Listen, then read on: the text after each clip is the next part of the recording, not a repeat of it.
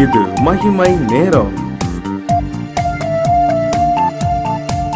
ஆண்டவராகிய இயேசு கிறிஸ்துவின் ஈடு இணையற்ற நாமத்தில் மகிமை நேர நிகழ்ச்சிக்கு உங்களை வரவேற்பதில் மிகுந்த மகிழ்ச்சி அடைகிறேன்.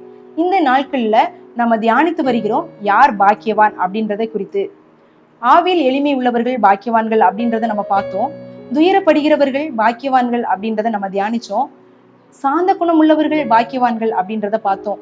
இந்த நாள்ல நம்ம தியானிக்க போகிறோம் மத்தேயு எழுதின சுவிசேஷம் 5ஆம் அதிகாரம் 7ஆம் வசனத்துல இப்படியாய் சொல்லப்பட்டிருக்கிறது. இரக்கம் உள்ளவர்கள் பாக்கியவான்கள், அவர்கள் இரக்கம் பெறுவார்கள். இரக்கம் உள்ளவர்கள் பாக்கியவான்கள், அவர்கள் இரக்கம் பெறுவார்கள் அப்படின்றத நம்ம பார்க்கிறோம். யார் இரக்கம் பெறுவா அப்படின்னா இரக்கம் உள்ளவர்கள். யார் பாக்கியவான்கள் அப்படின்னு பார்த்தா இரக்கம் உள்ளவர்கள் பாக்கியவான்கள். இரக்கம் அப்படின்னா என்ன அப்படின்னு பார்த்தோம் அப்படின்னா ஒரு சின்ன கதை சம்பவத்தை நான் உங்களிடத்துல சொல்ல விரும்புகிறேன். மகா அலெக்சாண்டர் அநேக நாடுகளை பிடித்தவரா காணப்பட்டாரு. அவருடைய இராணுவத்துல பணிபுரிந்த ஒரு சிப்பாய் அவர் செய்த தவறின் நிமித்தமாக சிறை பிடிக்கப்பட்டு மரண தண்டனைக்குள்ளானவனாய் காணப்பட்டான். அவனுக்கு மரண தண்டனை கொடுக்கணும் அப்படின்னு அலெக்சாண்டர் சொல்லிட்டாரு.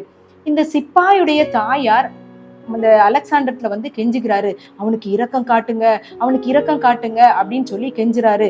அப்போ அலெக்சாண்டர் அவங்க அம்மாட்ட சொல்றாரு, அவன் இரக்கம் காட்டுவதற்கு தகுதியற்றவன் அப்படின்னு சொல்றாரு. அதுக்கு அவங்க அம்மா என்ன சொல்றாங்க தெரியுமா? நீங்க அவன் தகுதி இல்லை அப்படின்னா தான் நீங்க அவனுக்கு இரக்கம் காட்டணும். அவன் தகுதியானவன் அப்படின்னா அவனுக்கு இரக்கமே தேவையில்லை. உண்மையில இதே மாதிரிதான் நம்முடைய பாவங்கள், நம்முடைய அக்கிரமங்கள் மிகுதியாய் காணப்படுகிறது. ஆண்டவர் நம்மேல் என்ன செஞ்சாரு? இரக்கமுற்றதுனால இந்த உலகத்தின் பாவத்தை சுமந்து தீர்க்கணும், இவங்க எல்லாரும் பரலோக ராஜ்யத்துக்கு போகணும் அப்படின்ற இரக்கத்தினாலதான் மனுஷகுமாரனாய் இயேசு கிறிஸ்துவ இந்த உலகத்துல அனுப்பினாரு. நமக்காக ஆண்டவர் இறங்கினதுனாலதான் நாம் இன்று சந்தோஷமாய் நம்முடைய பாவங்களை அறிக்கையிட்டு நீதிமான்களாக்கப்பட்டவர்களாக நம்ம காணப்படுகிறோம். லூக்கா எழுதின சுவிசேஷம் 10ஆம் அதிகாரம் 30ஆம் வசனத்திலிருந்து ஒரு உவமையை ஆண்டவர் சொல்றாரு. நல்ல சமாரியன் உவமை அப்படின்றத நம்ம சொல்றோம். இந்த ஒரு மனுஷன் எரிகோவிலிருந்து எருசலேமிலிருந்து எரிகோவுக்கு போகும்போது கள்ளர் கையில் அகப்பட்டதுனால அவன் என்ன செய்யறான்? குற்றுயிராய் கிடக்குறான். அந்த பக்கமாக வந்த ஆசாரியன் என்ன செய்யறான்? அதை பார்த்து பக்கமாய் விலகி போகிறான். அவன் எந்த உதவியும் செய்யல.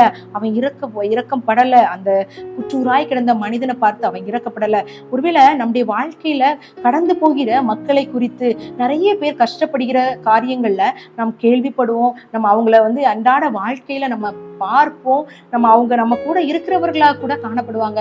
நம்ம அவங்க மேல இரக்கம் உள்ளவர்களாய் காணப்படுகிறோமா அப்படின்றத நம்ம சிந்திக்க அழைக்கப்படுகிறோம். நமக்கு இரக்கம் கிடைக்கணும் அப்படின்னா நம்ம மற்றவர்களுக்கு கண்டிப்பா இரக்கம் காட்ட வேண்டிய அவசியமாய் காணப்படுகிறது. அடுத்ததாக லேவியன் வருகிறான். அவன் என்ன செய்யறான்? அவனை கண்டு பக்கமாய் விலகி போகிறான். இந்த சமாரியன் வருகிறான். அவன் சமுதாயத்தால புறக்கணிக்கப்பட்ட இந்த சமாரியன் என்ன பண்றான்? அந்த குற்றூராய் கிடைக்கிற மனுஷனை பார்த்து மனதுருகிறான். அவனுடைய காயங்களை கட்டுகிறான். அவனை சத்திரத்துல கொண்டு விடுறான். அவனுக்கு உள்ள பணத்தை கொடுத்து அவனை நீ நன்றாக பார்த்துக்கொள், ஏதாலும் அதிகமா வேணா கூட நான் உனக்கு தரேன் அப்படின்னு சொல்றான்.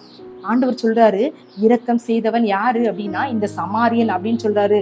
இதே போல நம்முடைய வாழ்க்கையில நம்ம சமாரிய போல நம்ம காணப்படுகிறோமா? நம்ம இரக்கம் உள்ளவர்களாக, மற்றவர்களுக்கு இறங்குகிறவர்களாக நம்ம காணப்படுகிறோமா அப்படின்றத நம்ம சிந்திக்க அழைக்கப்படுகிறோம். ஆண்டவர் இரக்கத்தில் ஐஸ்வர்யம் உள்ளவர் அப்படின்னு எபேசியர் 2:4 நம்ம பார்க்கிறோம். அவர் இரக்கத்துல ஐஸ்வர்யம் உள்ளவராய் இருக்கிறாரு. நம்ம எப்படி இருக்கிறோம்? அவருடைய அடிச்சுவடுகளை பின்பற்ற அழைக்கப்பட்டிருக்கிற நம்ம அவருடைய இரக்கத்தை நம்ம மற்றவர்களுக்கு காண்பிக்கிறோமா? நம்ம இறங்குகிறோமா? நம்ம அவங்க அன்றாட நாட்கள்ல நம்ம பார்க்கிற கஷ்டங்களுக்கு ஊடாக கடந்து செல்லுகிற நபர்களை நம்முடைய கண்கள் பார்க்கும்போது நம்ம இந்த ஆசாரியனை போல, இந்த லேவியனை போல கண்டு பக்கமாய் விலகுகிறவர்களாய் நம்ம காணப்படுகிறோமா?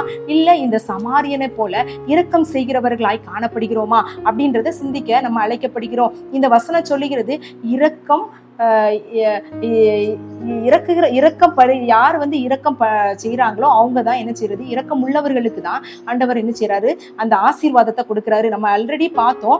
மக்காரியோஸ் அப்படின்ற வார்த்தையும் ஆசேர் அப்படின்ற வார்த்தையும் நம்ம பார்த்தோம். அதோடைய அர்த்தம் என்ன அப்படின்னா ஆசீர்வாதமும் சந்தோஷமும். நம்ம மற்றவர்களுக்கு இரக்கம் செய்யும் போது நம்முடைய வாழ்க்கையில நம்ம சந்தோஷப்படுகிறவர்களாக, நம்ம ஒரு நிம்மதி உள்ளவர்களாக, ஒரு பாக்கியவான்களாக நம்ம வாழுவோம் அப்படின்ற அப்படின்றதுல சந்தேகம் இல்லை. ஒரு சின்ன உதவி மற்றவர்களுக்கு நம்ம செய்யும் போது நம்முடைய மனது எவ்வளவு சந்தோஷப்படுகிறது, எவ்வளவு சந்தோஷமாய் நம்ம அந்த இடத்துல இருந்து நம்ம கடந்து வருகிறோம். இப்படி நான் ஒரு உதவியை செஞ்சுட்டேன் அப்படின்னு சொல்லி ஒரு மன நிறைவோடு நம்ம அந்த இடத்துல இருந்து கடந்து வருகிறவர்களாய் காணப்படுகிறோமே. அப்போ அன்றாட நம்ம இரக்க செய்கிறவர்களாய் நம்ம காணப்படும் போது கஷ்டப்படுகிறவர்களுக்கு நம்ம உதவுகிறவர்களாய், அவர்கள் நம்மிடத்தில் கேட்டாலும் கேட்காவிட்டாலும் அவர்களுடைய சூழ்நிலைகளை அறிந்து நம்ம அவங்களுக்காக இறங்குகிறவர்களாய் நம்ம காணப்படும் போது நாமோ ஆண்டவரிடத்திலிருந்து இறக்கம் பெறுகிறவர்களாய் காணப்படும். ஒருவேளை அநேக பேர் சுகவீனத்தின் நிமித்தமாக ரொம்ப கஷ்டப்படுவாங்க.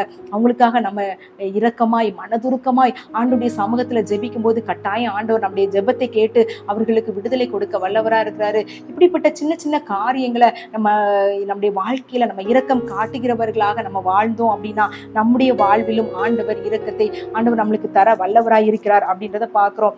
எபிரேயர் 4:16 சொல்லப்பட்டிருக்கிறது, ஆதலால் நாம் இரக்கத்தை பெறவும் ஏற்ற சமயத்தில் சகாயம் செய்யும் கிருபையை அடையவும் தைரியமாய் கிருபாசன தண்டையில் சேரக்கடவும். நம்ம ஆண்டவருடைய இரக்கத்தை ஏற்ற சமயத்துல நமக்கு கிடைக்கணும், அப்படி கிருபை நமக்கு கிடைக்கணும் அப்படின்னா தைரியமா கிருபாசனத்துல போகணும். அப்படின்னா நாம் மற்றவர்களுக்கு இறங்குகிறவர்களாய் இரக்கம் செய்கிறவர்களாய் நம்ம காணப்படணும். நம்முடைய மனதளவுல நம்ம ஆண்டவரோடு ஒரு உறவு, ஆண்டவரோடு ஒரு ஐக்கியம், ஆண்டவருக்குள்ள சூழ்நிலை, ஆண்டவருடைய மனதை புரிந்து கொள்ளும்படியான கிருபைகளை நமக்கு இருந்தா, நமக்கு அவருடைய ரிலேஷன்ஷிப்ல நம்ம அப்படி இருந்தா மட்டும்தான் நம்ம மற்றவர்களை பார்க்கும்போது நம்ம மனது இறங்குகிறவர்களாய் காணப்படும். ஒருவேளை நான் கடின இருதயத்தோடு நான் காணப்படுவேன் அப்படின்னா மற்றவங்க படுகிற கஷ்டம் எனக்கு கண்ணில் தெரியாது, அது நான் அவங்களுக்காக என்னுடைய மனது இறங்காது, நான் இரக்கம் பாராட்ட மாட்டேன். ஆனா நம்முடைய ஐக்கியம் ஆண்டவரோடு இருந்துச்சு, நம்ம சரியான உறவுக்குள்ள ஆண்டவரோடு இருந்தா மாத்திரம்தான் அவருடைய இரக்கத்தை பெறவும்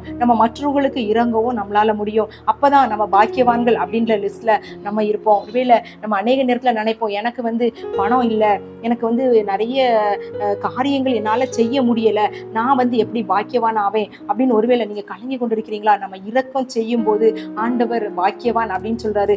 ஆண்டவர் நமக்கு இறங்கிறவரா காணப்படுவார். என்னென்ன காரியங்கள் நம்முடைய வாழ்க்கையில இல்லாதது போல காணப்படுகிறதோ அந்த காரியங்கள் ஆண்டவர் இறங்கி நமக்கு பெரிய காரியங்களை செய்ய வல்லவராய் இருக்கிறார் அப்படின்றதுல எந்த விதமான சந்தேகம் இல்லை. ஆண்டவருடைய சமூகத்துல நம்ம கேட்கலாமா, ஆண்டவரே உம்முடைய இரக்கத்துக்காக கிருபாசன தண்டையில நாங்க கிட்டி சேர்கிறோம்ப்பா, அந்த இரக்கத்தை பெறுவதற்காக ஆண்டவரே நான் இரக்கம் உள்ளவனாய் மாறணும் அப்படின்னு ஆண்டவருடைய சமூகத்துல நம்ம கேட்டு இந்த நாள்ல ஆண்டவருடைய இரக்கத்தை பெற்றுக்கொள்வோமா? அன்பின் பரலோக பிதாவே, இந்த அருமையான நேரத்திற்காக உமக்கு நன்றி செலுத்துகிற தகப்பனே. இந்த நாளில் நாங்கள் தியானித்தோம் ஆண்டவரே இயேசப்பா, இரக்கம் உள்ளவர்கள் பாக்கியவான்கள், அவர்கள் இரக்கம் பெறுவார்கள் அப்படின்றத நாங்கள் தியானிச்சோம். ஆண்டவரே இயேசப்பா, நாங்கள் சமாரியனை போல இறங்குகிறவர்களாக, ஆண்டவரே இரக்கம் காட்டுகிறவர்களாக, மற்றவர்களுக்கு உதவி செய்கிறவர்களாக, அவருடைய பலவீனங்களில, அவருடைய சுகவீனங்களில், அவருடைய இயலாமைகளில நாங்கள் உதவி செய்கிறவர்களாக அந்த மனதை எங்களுக்கு தரும்படியாக ஜெபிக்கிறோம். அநேக நேரங்களில் நாங்கள் லேவியனை போலவும் ஆசாரியனை போலவும் நாங்கள் கண்டு பக்கமாய் விலகி போகிறவர்களாய் காணப்படுகிறோம். அந்த குணத்தை எங்களிடத்திலிருந்து எடுத்து போட்டு உம்முடைய இரக்கத்தை நாங்கள் பெறும்படியாக, ஆண்டவரே உம்முடைய கிருபையை நாங்கள் பெற்றுக்கொள்ளும்படியாக, கிருபாசன தண்டத்துல நாங்கள் கிட்டி வரும்படியாக, ஆண்டவரே எங்களுக்கு ஆண்டவரே நீங்க இறங்க வேண்டும் என்பதற்காக நாங்களும் மற்றவர்களுக்கு இரக்கம் செய்கிறவர்களாக, ஆண்டவரே உதவி செய்கிறவர்களாக எங்களை மாற்றுங்க. ஆண்டவரே இந்த நாளுக்கு பின்பதாக நாங்கள் மற்றவர்களுக்கு இரக்கம் செய்கிறவர்களாக, இறங்குகிறவர்களாக, ஆண்டவரே எங்களை பயன்படுத்த போகிறதற்காக உமக்கு நன்றி செலுத்துகிறேன்.